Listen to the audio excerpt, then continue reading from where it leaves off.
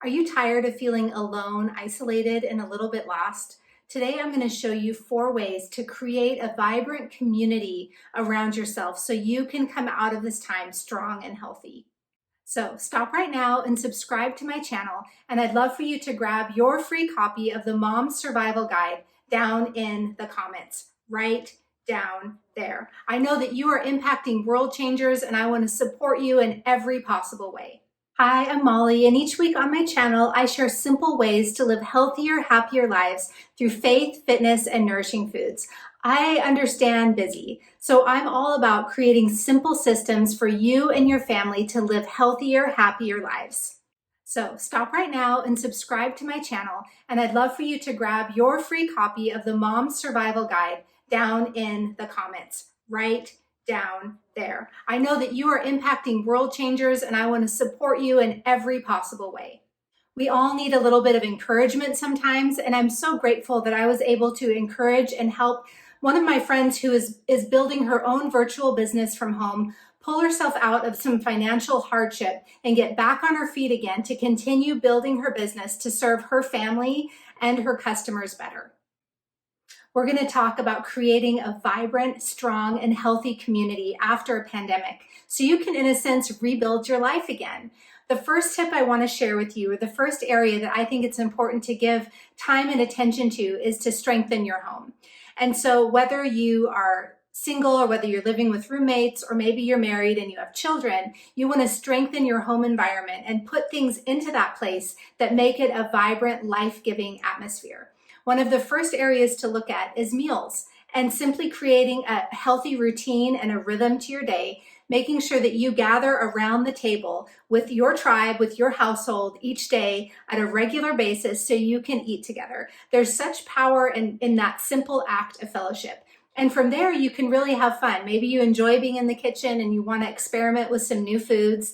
We just had a lot of fun creating a huge Greek festival for a birthday celebration in our family, and had such a good time looking up new recipes, trying out some new different ways of preparing foods, even some foods that we have never tried before. And it turned a simple evening into a huge party and such a big success.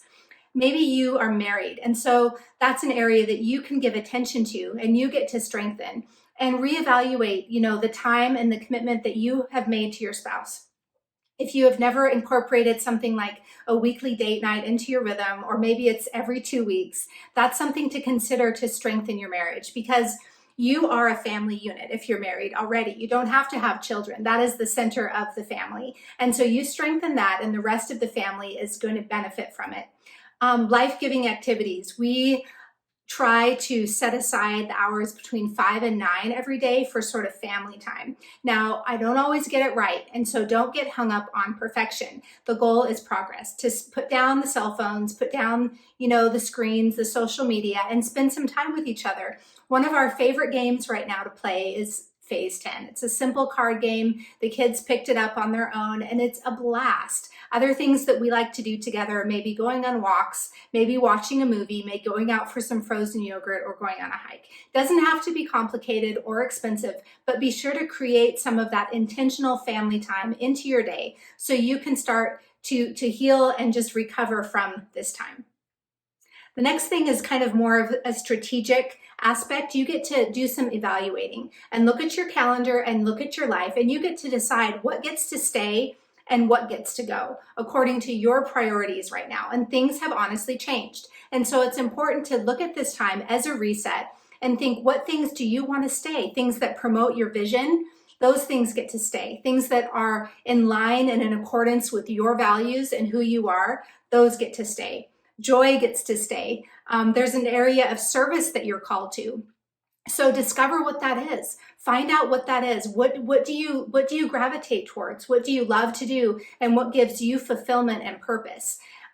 Things that get to go, well, running in every direction, busyness, the rush, the rat race, those things get to go. Draining places, whether it's social situations, people that drain life from you, negativity, maybe it's, conversations that are really tense and just not going in any certain beneficial direction. Those things get to go. Other people's emergencies, that gets to go. That isn't your emergency.